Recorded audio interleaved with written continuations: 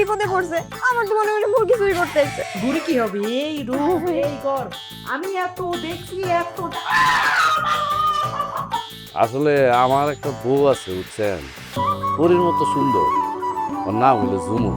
তোমাকে দেখলে, তুমি পাশে থাকলে হয় যে প্রেম শুরু, হয় মন উড়ু। তুমি কাছে এসে পাশে বসে আমার হয়ে নাও, তুমি অলতো হেসে ভালোবেসে মনের কথা কও। বিধবা জোৎস্না, ওই বিধবা জোৎস্না বাড়িতে যাবেন। ওই যে জোৎস্নার আছে বিয়ে করানো লাগবে। আস্তাগফিরুল্লাহ, কি শুনাইলেন? আপনি তো কইছিলেন আপনার স্ত্রী অনেক দয়ালু, কিন্তু অনেক মিষ্টি। আবার দেখেন আমারে বরণ করণের লাগে হাতে ফুলের মালাও রাখছে।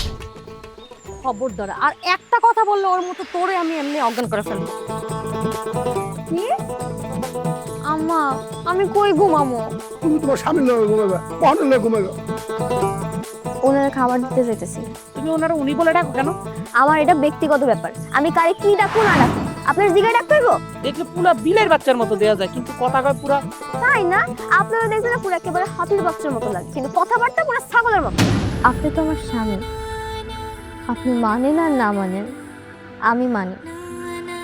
আপনি হয়তো কখনো আমার সেই অধিকারটা দিতে পারবেন না, তবে শুধু পরিচয়টা দিয়েন, তাইলেই হইব।